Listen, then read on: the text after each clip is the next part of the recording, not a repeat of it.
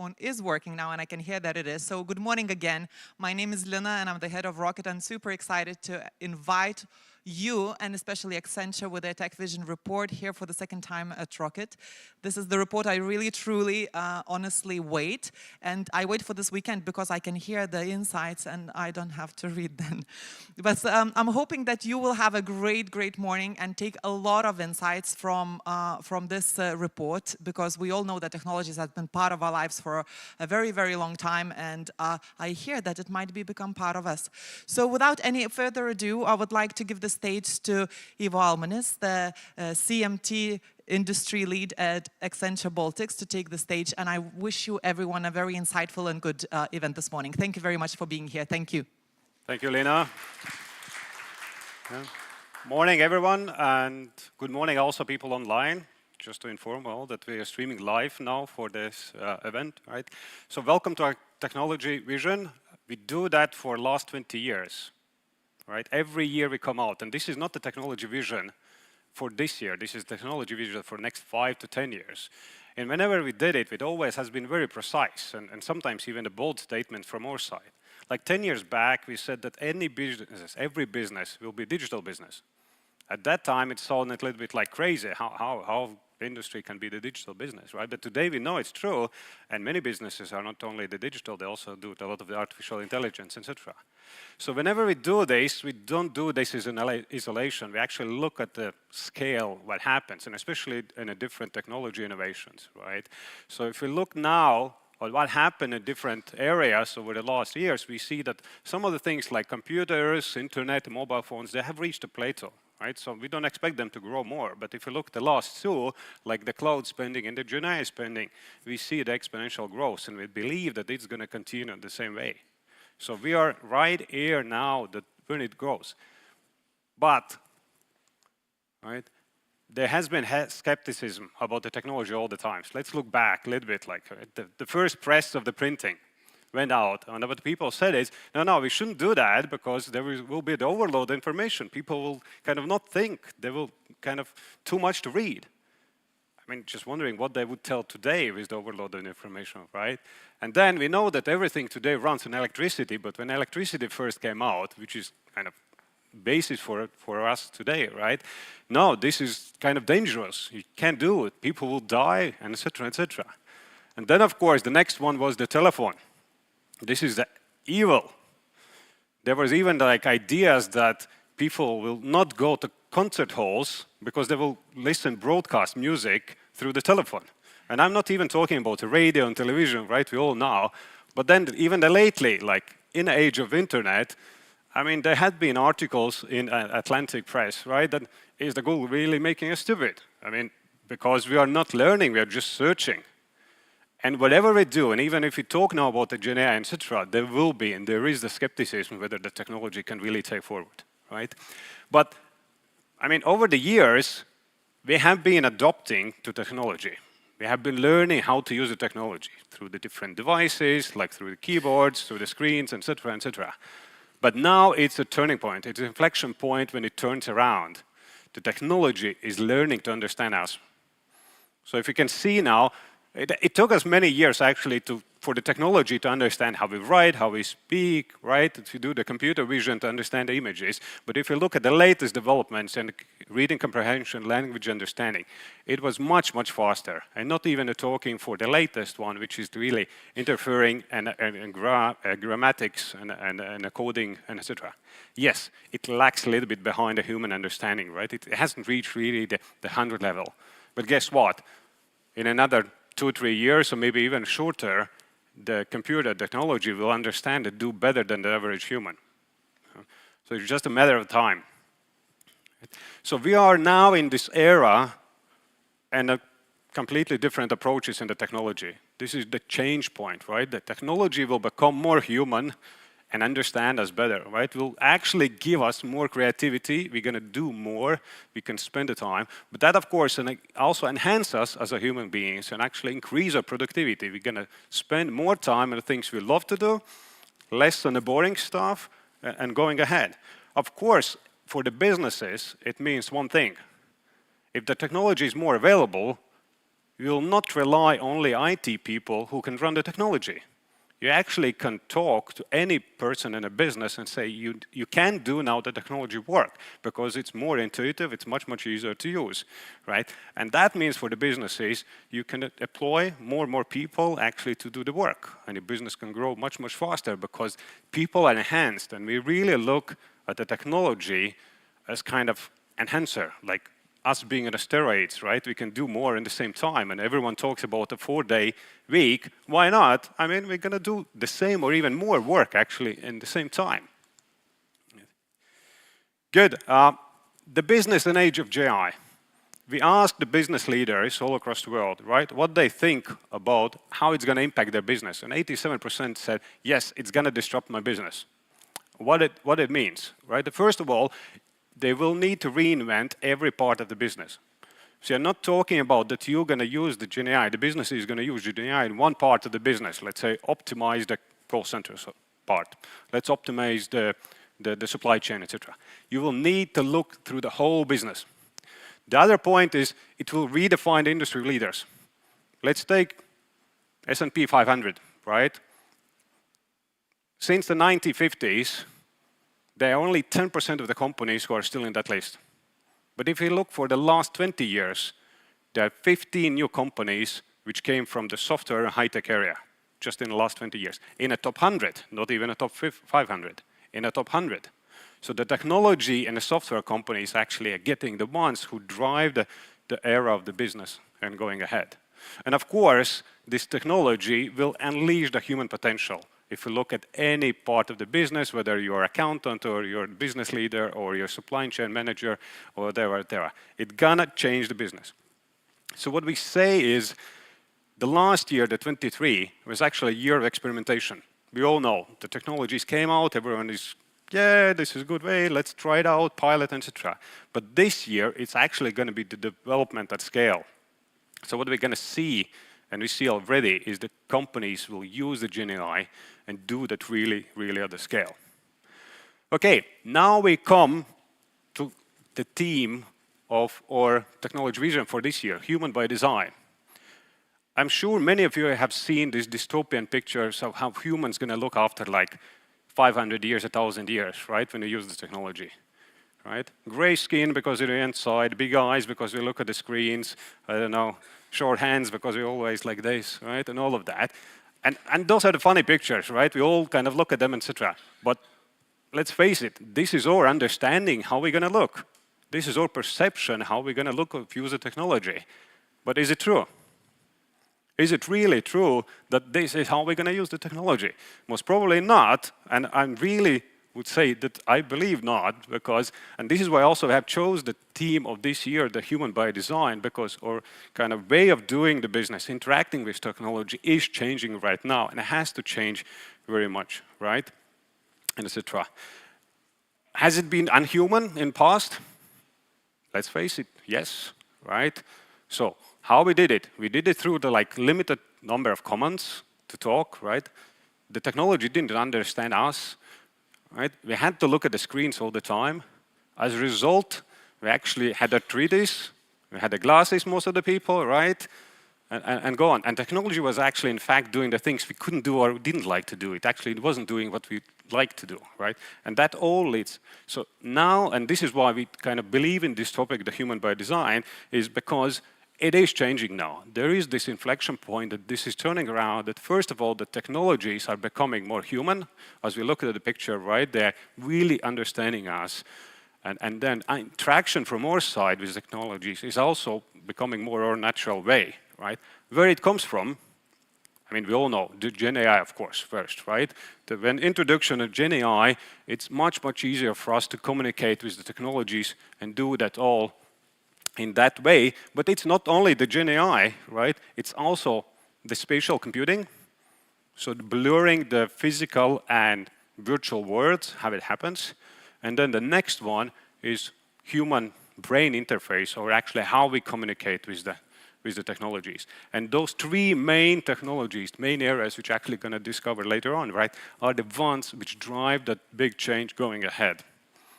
And the GenAI, to give you some example, I guess you all have seen that, right? I mean, you take the Adobe Photoshop, You take the piece of the picture, you just describe in your own words, fill it with something or expand the background, and it does.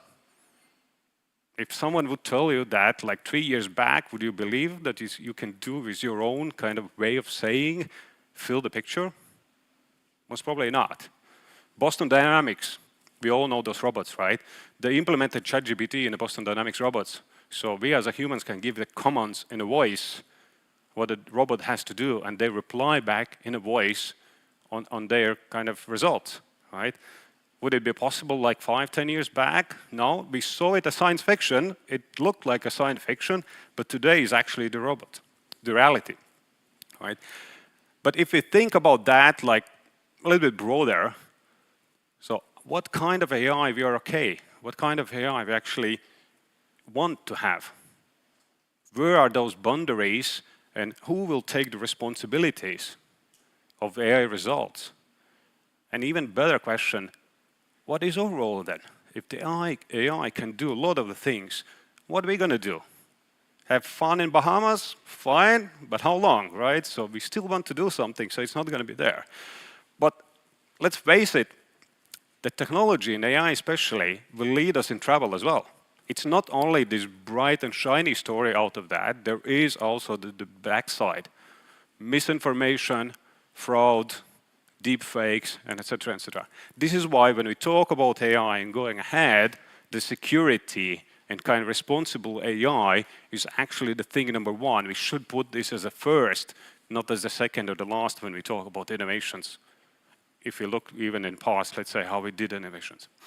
Okay, so let's go to the main teams. We have 4 teams this year, and every year we have 4 or 5 of them, and if you read the report fully, you can see how those teams evolve over the years, right? How they migrate from one another. It's not like every year we come up with the new teams, actually. There is a continuation. And those 4 actually are at different stages right now, and different maturity, and evolving at different speeds. So let's take the first one, a match made in AI.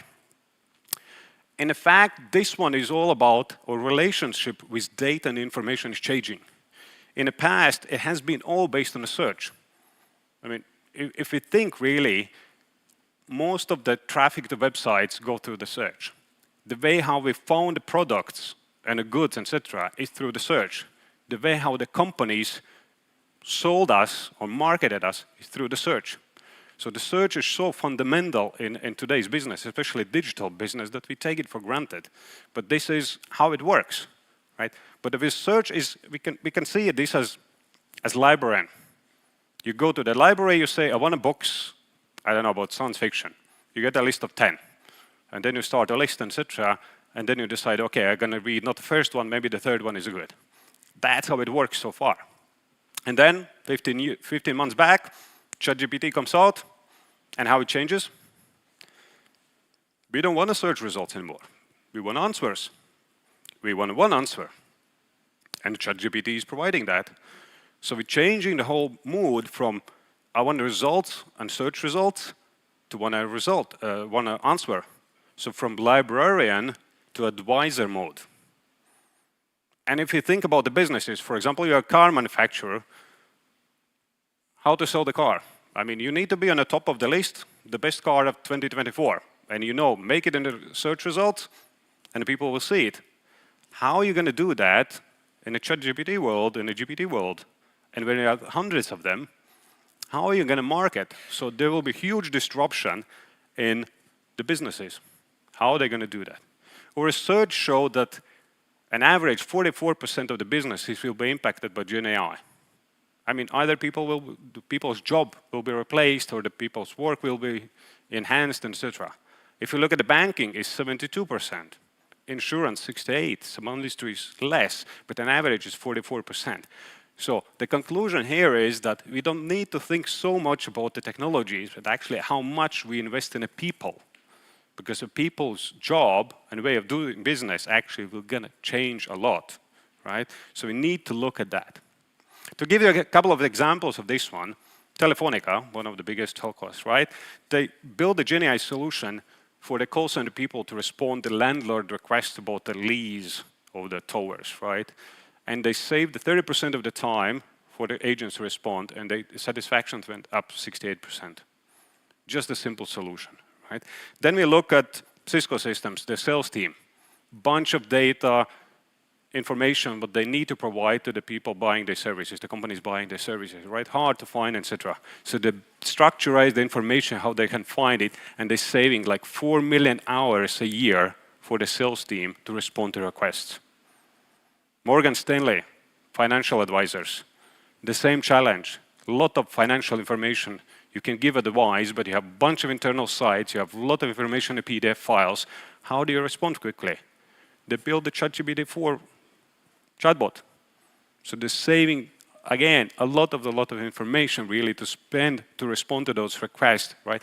People are more happy, they do it faster, etc. But then there, of course, are the other cases. Last year, around this time, lawyers submitted a brief to the New York judge saying, oh, there are those cases similar to mine, right? This is why you need to release my client. But there is only one problem. There are no such cases. The ChatGPT actually hallucinated. And the lawyer said, I didn't know. Back then, of course, they didn't know, but today we know that it happens, right? So there will be, and we need to think how we build these tools actually to be on the right side rather than on the wrong side. Good. So talking about the next, and this one I like the most, and I think one day I'm going to say this phrase, meet my agent. So today when we talk about the Gen AI and talk about what those tools can do, we practically give them a small area of kind of singular task. We improvise and let them do better one single thing. So the future is that we're going to give those AI agents actually full responsibility to represent, for example, myself, or represent some specific area. My role in a company, for example, is product owner. You will have the product owner agent. Or my role is a developer or tester, right? It's going to be there. Or I'm a supply chain manager. There will be agent responsible, kind of representing you. But then think ahead. Those agents can talk to each other. It shouldn't be like that it's there. So we're actually talking about huge ecosystem of AI agents talking to each other. It sounds like a crazy science fiction we won't believe, but believe me, sooner or later, this is going to be the reality. Yeah?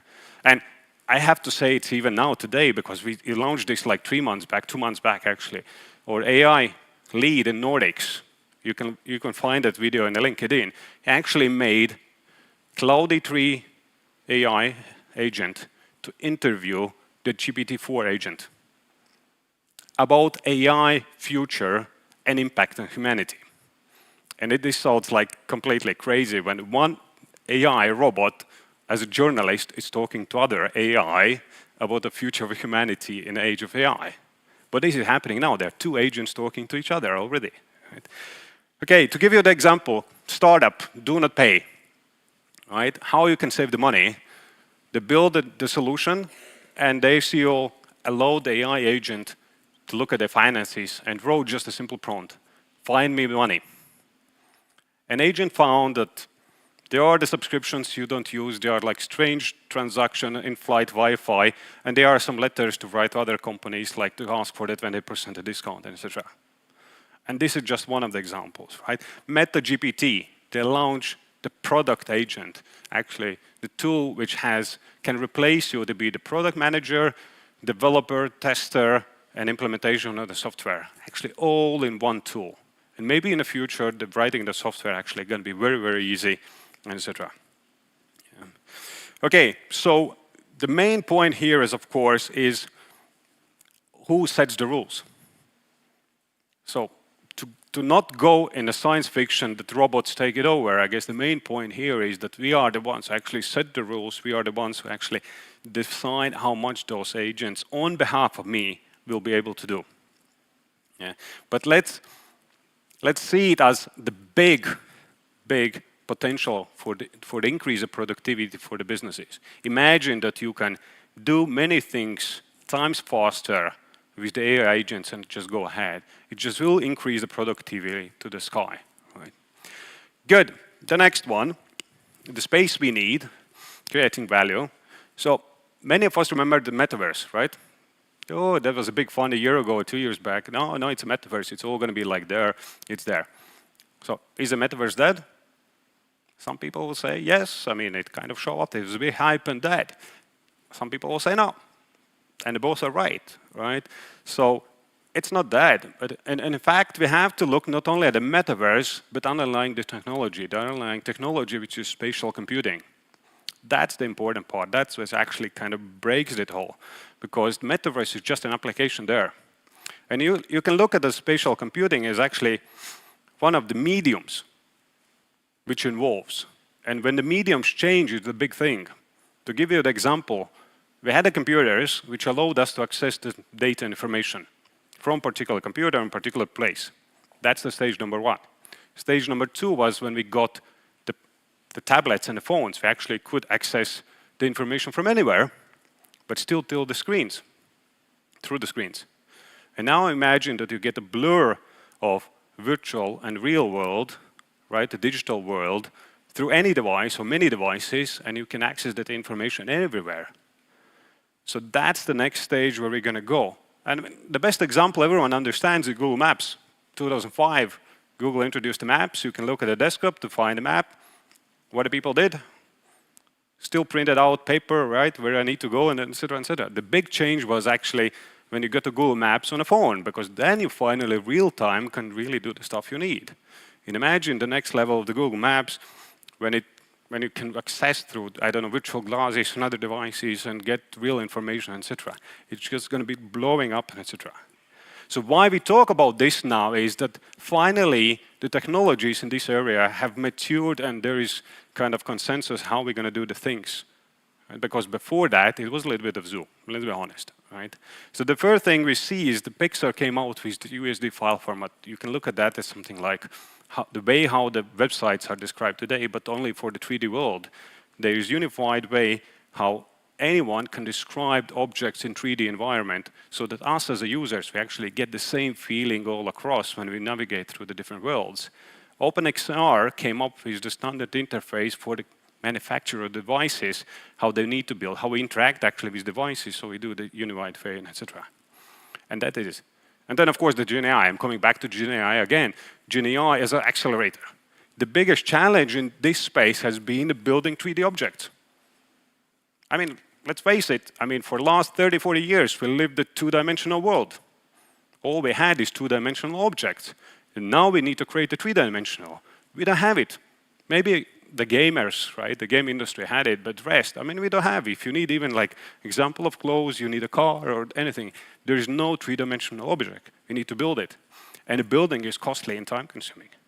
But then we take the GenAI, we talk to NVIDIA's Neural Angelo, and it can take the two-dimensional video clip and create a three-dimensional object for the virtual space in a matter of click. And where is 2D and there is 3D? We go to entertainment park, we want a, what? 4D, right? We want a 5D. So there are companies like Sentient who actually thinks how to introduce the scent, right, the smell in a virtual world whenever you use the headsets. And I'm sure that it's not far from there when actually we're going to also talk about the tasting and all of that also in the virtual world. And when we talked in Riga about this event, one of the panelists said, I mean, it's easy to do because it's all in the brain, actually. The taste of the smell or taste or smell, etc. It's actually a replica of the brain. If you haven't experienced that before, you can easily regenerate that through the brain, the brain signals. Yeah, you don't need actually to physically do that. So from the hype, I guess there will be the big jump in this area for sure, right? Okay, now the last trend, our body is electronic, or human interface, etc. So I'm sure many of you have Siri or Alexa, anything at home, right? Or you have these smart cars where you can use the voice, etc. And when you ask something, many times you get like a wrong response, right? I mean, they start to play a sound, it turns up the temperature, etc. And it's kind of, what the heck is going on, right? And how it's possible. And yeah, technologies don't understand us. And we always have been telling, yeah, I mean, this is the challenge of technologies. We don't understand the technology. The technology is the black box. Is it really? I think the black box are humans. And we think that the black box is humans. Why? Because for centuries, that has been the biggest problem. Do we understand each other? Do we understand other human being? Do we understand other community? Do we understand other tribe? Do we understand other nation? In fact, no. Yeah? So we are the black boxes. But now we are in the stage where technologies have evolved, the technologies can better understand us, and we talk really about the new human interface, because there are technologies like eye tracking, like brain reading, the muscle signals, computer vision, understanding gestures. It really helps the technology to understand us better.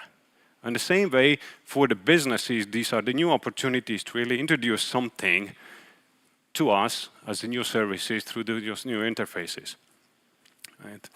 And if we have those new interfaces, I have one big question mark. We use now today a lot of the tablets and smartphones. Are those the gadgets in the future?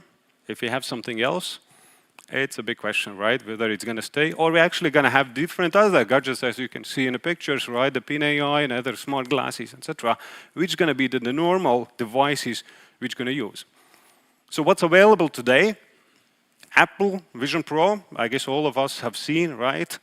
Eye tracking and gesture signals when you do like this, that's all they need. You don't need any clicker or another joystick really to navigate there and do the kind of interaction with the computers. US San Francisco and Stanford universities recently did independent studies defining the neural prostheses when they read the brain signals, allowing the people who can speak and turning the brain signals, right, to the speech. Imagine how it helps the people who are disabled, who can really go in a society and live the normal life, right? Waymo, self-driving cars from Google, they're recording everything around them, right?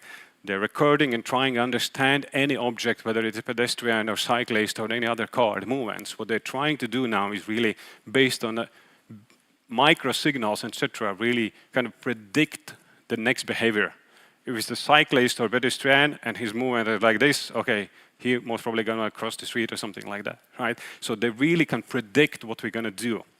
And then the University of Technology in Sydney, they developed the headset, and they tested with the army, of course, that's the first, right? So they wanted to kind of control the robodog. And guess what? They can do with thinking, controlling a robodog with 94% of precision. 94, just thinking. And this is now. Just fast forward a couple of years, and I'm sure we can do that like there. But all this, of course, leads to one basic question to security we always forget, right? Today, Google, social networks, etc., we are like scared. Oh, they know so much about us, right? They read it, they understand us better, etc. Yes, it's true, but at the same time, we ask the question, do we want to share that whole information, etc.? And now, for a moment, just think, now they're going to read our brains. Are we okay, really, to put that headset on to do like navigation interaction with the computers and they really control or read the brains? What about our biometric kind of privacy? Is it really reading just what I want to tell, or is reading my potential gesture, or is actually exploring my thoughts?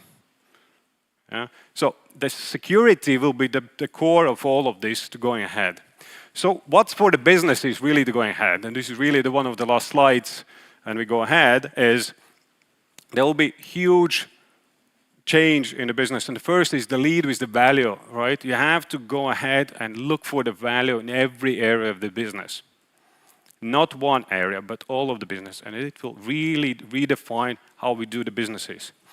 To build the digital core, right? This is all about like what is the base of the digital business? What is our enterprise architecture? We changed that. Most of the business is changed because we talked about every business being the digital business, right? That you need to change it. But for the AI, you will need completely different enterprise architecture. Talent, work, right? Invest in the people. Think how people will embrace the new technologies, how they will be ready for the new technologies, what's going to be the role of employees in the new businesses. And of course, we need responsible AI. We need AI everyone trusts, etc. And this is continuous process. We are not talking about like a small step that we're going to do this really for next 3 years. This is 5, 10 years kind of reinvention process. And you can't really be spectator in this business going ahead for any business. You can't watch what your competitor are going to do. Oh, I'm going to follow fast after them. No, you have to be the participant in the business today. And we see two options really. There is those first speed reaction. You do the fast wins, the things you can do fast, optimizing your call center operations, doing some chatbots, helping the employees to work faster, etc. But then the next level, of course, is really what is your strategic bet in a business? How are you going to differentiate yourself from any other businesses? Because if everyone will do the AI and everyone will be doing the things faster and faster, right? How are you going to differentiate yourself from the other? Right? The one thing is clear, this is an inflection point in a business. We see a lot of the changes going ahead, right? It's going to be fundamentally different. It's going to be fundamentally different for us as a consumers. It's going to be fundamentally different for the businesses and all of us. And there is a choice to be made for all of us. But the one thing is clear, the technology and all things going ahead has to be human by design, right? So thank you for listening. This was the first part of the presentation. Now I'll ask to the panel, 4 of our guests, Gintare Grigaita, the head of strategy in Telia, Ursula Koski, the CTO for Nordic countries for Amazon Web Services, Linas Belunas as the country manager for Flutterwave, and Gediminas Pekšis as CEO founder of Oxipit. We're going to continue discussion about the tech vision and trends we have seen so far. So please join me on the stage.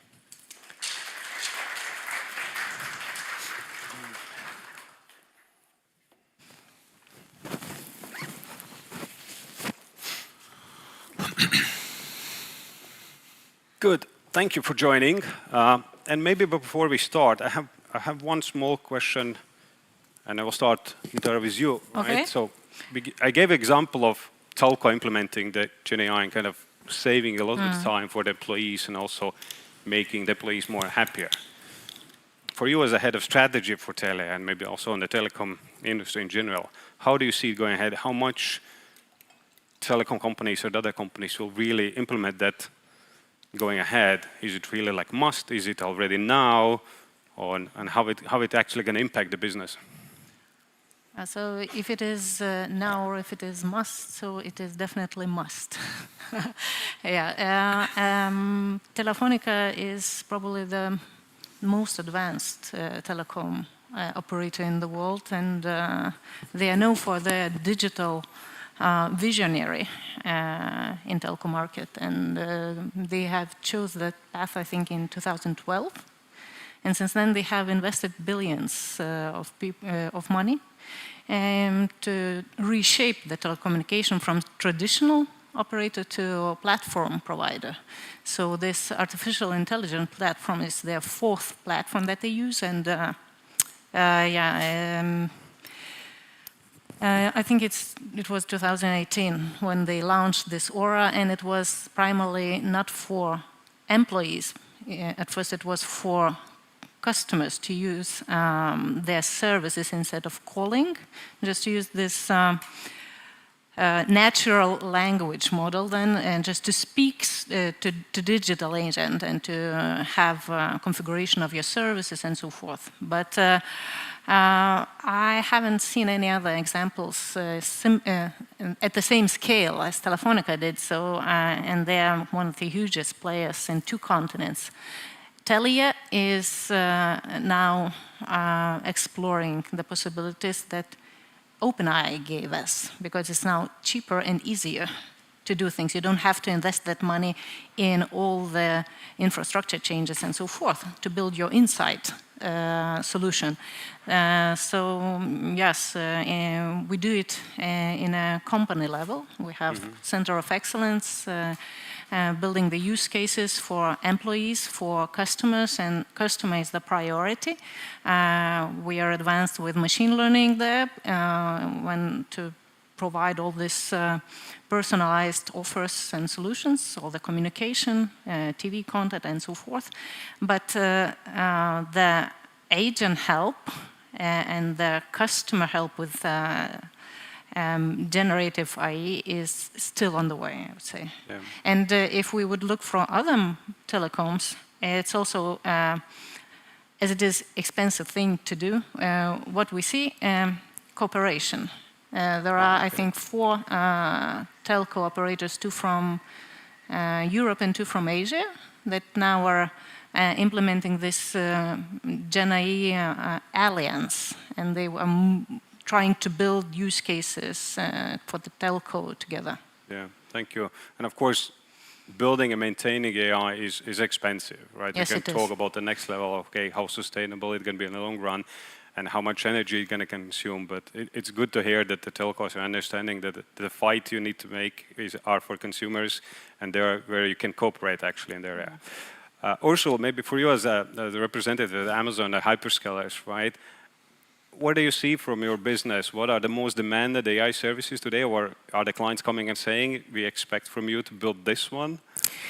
Yeah, there's a lot of also that you might get a very specific request. We have a use case, we have an industry, we would have a demand for something.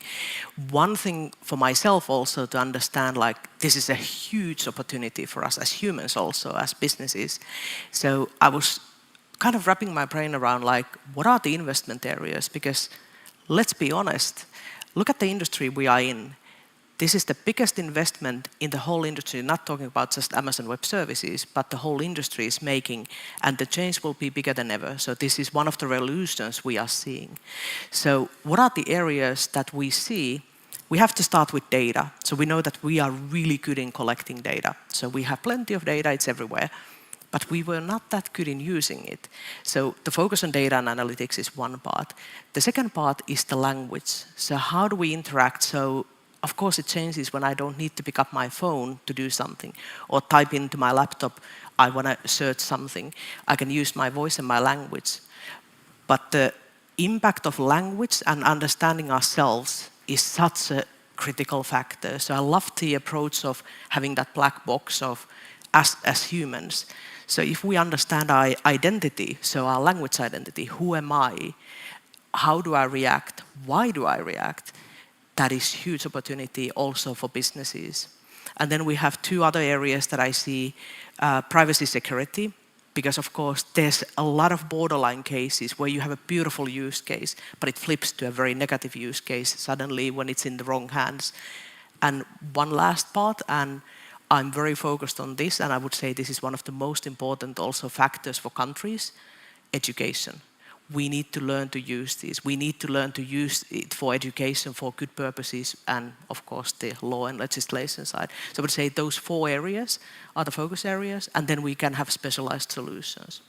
Yeah, thank you. And the learning, I guess, will never stop. I mean, now it's even more, right? Yeah, it's technologies is understanding us better, but we still need to learn how to use them, and etc. It will become easier.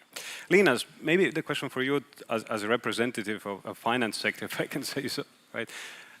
One of those surveys said that 72% of the work in the financial sector will be impacted, right? So either the banks or the insurance companies. Do you think that it can be even more, or that's already like too high expectation? And how it actually going to change the financial sector? This is a very good, very difficult, but very interesting question. So, we are often very wrong with the estimates for the long run, as well as we are also wrong with the estimates with the short, term.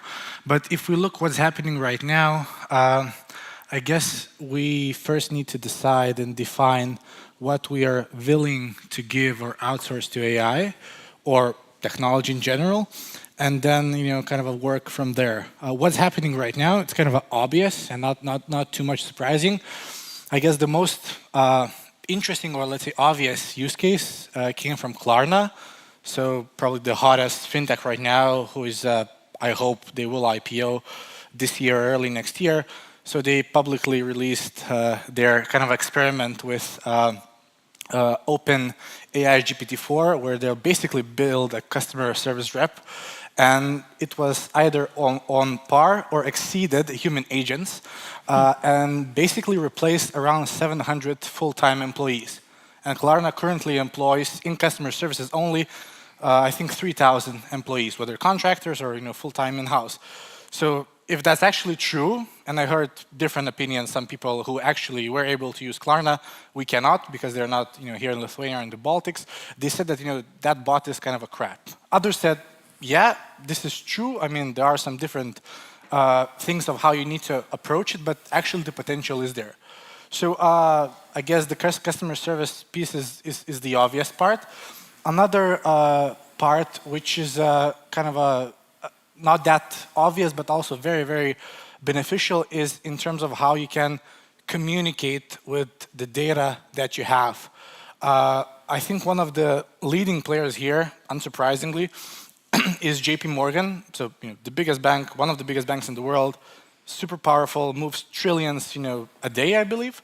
And they developed their own language model, large language model, basically to interact with the data and read whether, receipts, checks, which are very popular in the US still, not sure how is that even possible, reports, and basically you as an employee, you can kind of very much interact more easily and streamline all these massive processes that are either paper-based or very, human time-consuming, I would say. So I think, 70%, I mean, we can basically, we cannot really think of the number of how big of an impact it could have, but the current trends are kind of obvious, and we definitely will eliminate most of the mundane tasks that can be automated or outsourced to AI. Yeah, thank you. And Gediminas, you're representing the health industry, so to say, with your startup, etc. And talking about the Gen AI agents, so to say, etc. Right? One of the obvious use case might be, I have a Gen AI doctor I'm call, or Gen AI doctor is calling about results of my investigation. Do you think that's a possibility? People will kind of trust the Gen AI doctor? Okay. Good question. I think that the current generation of Gen AI is not yet performing in a very consistent way. So in healthcare, the field, in spite of being #1 industry in terms of AI investments, it's a very conservative field. And I feel that the future of the next 5 years will probably not be generative AI still. It will be very high confidence automation of certain segments of healthcare. And that you could consider in a way to be an agent, but it still will probably be specialized AI applications. Yeah.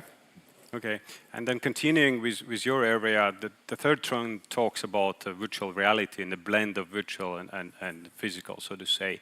And in Riga, when we did a similar event, right, we had on stage a local startup and Connexus, which builds the virtual applications for the kind of how you need to treat a patient, and also for the army, really to train up the people in difficult situations, right? How to help them. Do you think that it can go also in your area in investigations as a help for the doctors more in the virtual realm, or it's going to stay just an advisor, let's say, in the physical world? Well, it's again difficult question to answer, but I believe that real people will stay for a very long time as doctors. We have to build. I think that technology is already there for some of the replacement to take part. One of the examples is actually us spearheading innovation in the field of radiology, where we had landmark approval, CE mark for first medical device to be used without radiologists to do radiologist's job. But still, the healthcare space, I think, will take several years to even harness the possibilities of this type of automation, right? And still, humans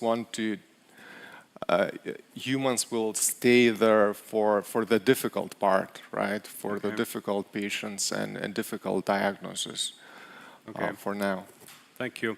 Talking about the virtual kind of world, etc. Also, a question to you, maybe in Amazon, and maybe not on Amazon. One of the use cases for the virtual applications is, of course, the training of the people, right? To give the kind of better experience, but also, I mean, replica of real world might be dangerous or maybe too expensive simply, right? Or testing out to build a, I don't know, data center facility for testing might be, I assume, very, very costly.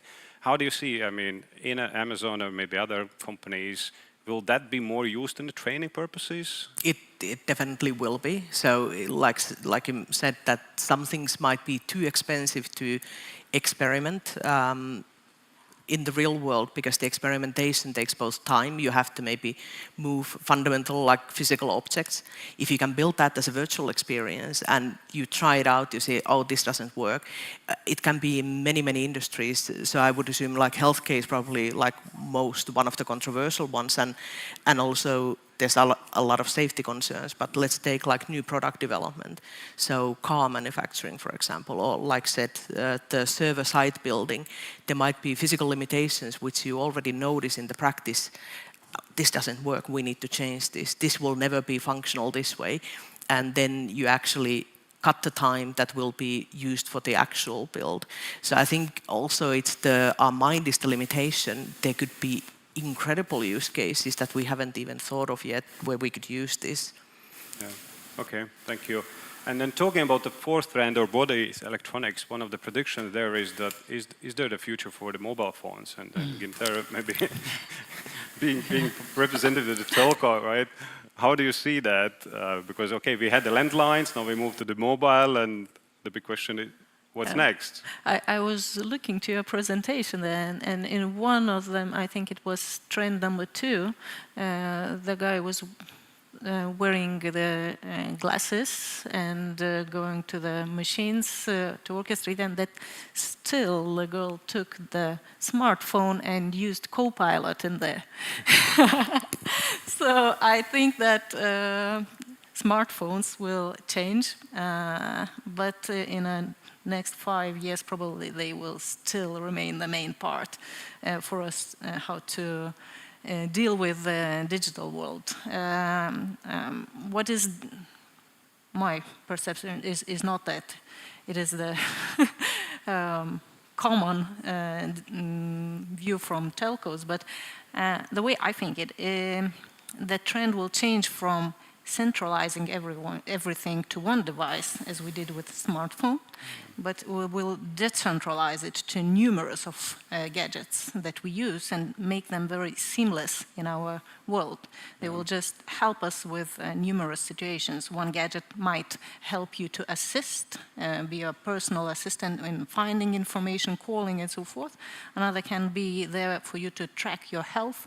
Another can be, and I think we have one on the finger for you, yes, tracking your emotions. Yes. It's also almost at the telephone. So I think that we will spread to more devices. Internet of Things is definitely one of the things that will spread very high in upcoming years. So, yeah, so smartphone will evolve, so to say. Okay, thank you. And then a question to almost everyone, and feel free to respond. I'd say, given that the change of the technology, right? And even if we look at the first trend that we kind of entered, that the technology will read our brains, right? There is a capable of reading the brains or thoughts or kind of what we want to tell, I mean, muscle signals, etc. What about kind of society readiness really to use those devices, even in like longer term, right? Because we are already scared at how much the social networks know about us and etc. We want to, okay, there is a pool of people who kind of, if it's for free, then it's fine, right? But there are a lot of the people who are actually concerned about that. Are we ready, really, as a society, to kind of these level of changes?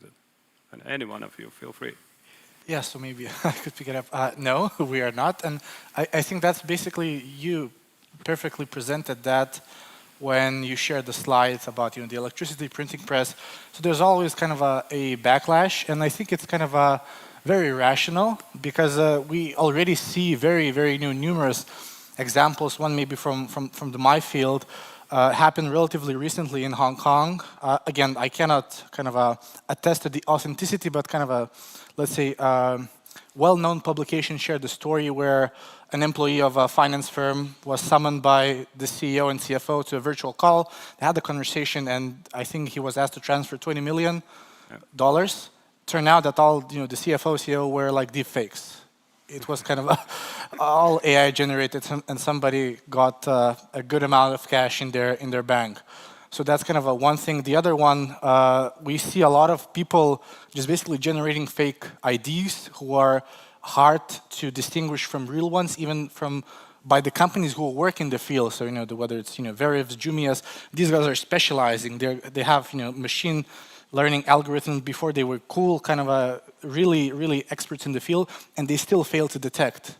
And the most probably obvious example, which I'm not sure why is still happening, especially in Lithuania, where you see numerous cases where a grandma in Vilnius gave 20,000 K to a prisoner because he pretended to be her son, right? But imagine with all these advanced AI tools, even ChatGPT, where you can clone the voice of your son, daughter, mother, and you can do those calls acting exactly as you. In real time, even. Exactly, and with very little latency, and kind of we are not ready for that, and we don't have the proper guardrails, primarily because kind of hackers or let's say wrongdoers as such, they're always one step ahead, and all the preventive measures are actually reactive rather than proactive. So that's probably not the positive response, but I guess we need to talk about it more and more as the technology advances. Yeah. If I jump in here, I agree we are not ready, and one of the biggest challenges that I see right now is that the pace of change is now humongous. So what we see now, so if we would decide to meet here 1 year from now, I guarantee there will be at least 5 things that is happening in the world that we cannot predict. It will be incredible. 5 years from now, we don't recognize this world as the same technology, society, professionalism, etc. in good and bad. So there will be those risks. On the other hand, the opportunity, so if you flip it around and look at the opportunity of the language model, the language technology, fundamentally everything that we do is still based on emotion, it's based on data, it's based on how much we see and interact with each other. Fundamentally, it can give us the tool to understand ourselves. Why do I behave this way? Why is the person in front of me behaving this way? And that would be a tool to use for peace building. So we could actually build peace. Lost the connection, I guess, to sound. I was also, wanted to continue with that opportunities, and if we are ready. So even though we're not ready today, from the security spectrum, majority of the telecommunications and tele as well have it in their agenda to ensure the security through the networks. And if you would scan the strategies for European telcos, for global telcos, you would see that security is the leading theme there. So that is coming, that is ongoing, and I would say that we are preparing. If we would jump then to the prognosis, World Economic Forum has said that miscommunication generated by artificial intelligence in upcoming 2 years will be #1 threat for business and human, but in 10 years it will decrease and fall into 5th position. So that's because a lot of things are ongoing in that area and all the regulation and so forth. It is not, so to say, left to die. It is a very important topic that a lot of people are working on that to ensure that we are ready. And I will not ask what's going to be the #1 in 10 years. So it's ecological issues. Okay, but talking about the guardrails, etc., some of you already mentioned, we have the new EU AI Act in place now, right? Approved like almost now, right? Do you believe it will help us or actually let us behind compared to the countries where the act is not present? Because those countries or the companies actually in those countries will be able to to go ahead much, much faster. Okay, there is a question of kind of legal side and other topics, right? But do you think it's going to help us or actually stop us? Yeah, so I feel we are already way behind as Europe, at least in terms of USA and China developments of the AI. And now European Union is betting on AI Act in this whole field as something which will make us special. So I feel that for certain industries, it might actually help the adoption, like in medicine. If you clearly define what is acceptable, then that becomes like the norm and will propel the adoption. But in many other areas, given that we are already behind, if you look at the publications, 70% of them are coming from the US. And right now, the ecosystem is closing up. It was very open before that, so the knowledge was shared. But the recent advancements in large language models made so that it became sensitive information for OpenAI to share, for Google to share. So there is a gap, and I feel that it will grow significantly in some industries. And the fact that we don't have any European AI company at the scale which compete with the big ones, I guess, is the big one. Anyone to comment? Yeah, I would definitely say that there is a huge need for those guardrails, but the pace of change is forcing us to change also the legislation and the controls very rapidly, and I don't think we are necessarily ready for that. And one thing that I would like to remind you about, if you look at the data, so the data is fundamental piece in making business decisions, making any hiring decisions, customer-facing decisions. We inherently put our biases into that data. So there was already, before we talked about AI, ML, we talked about data quality and human bias. So we need to also lead with the fundamental piece of data. Do we have guardrails? Do we understand the bias? And who gets to set the rules? I think that's one of the really key issues. And even though we need the guardrails, they have to be there, but they shouldn't be a blocker for the whole industry innovation. Yeah, thank you. Linus? Yeah, I 100% agree with the colleague here. And I guess the biggest problem that I see in maybe EU or Europe, not sure what's the right term to use here, is that we celebrate regulation. We don't celebrate innovation. And the picture that we saw, by the, if I would call them bureaucrats, maybe would be not the positive term, but let's say regulators, the cheer in their eyes and the happy faces when they passed yet another regulation, I think it tells it all. And I mean, while we should basically focus on being the first on innovation, doing something specific, but we regulate, so that's the status quo right now. I would agree definitely with that one. Good. Anyway, thank you for your discussions. Thank you, listeners online. We'll cut the feed now, and we'll continue now here locally. And if there is any question from the audience, feel free to respond to yours as well. Anyone has any question? I was told that we can leave if there are no questions. Can you give the mic? Thank you. Hi, I like this picture that you put up there with the Google. Is Google going to make us stupid? Let's reverse it. Has Google made us smarter, or will AI make us better, and how?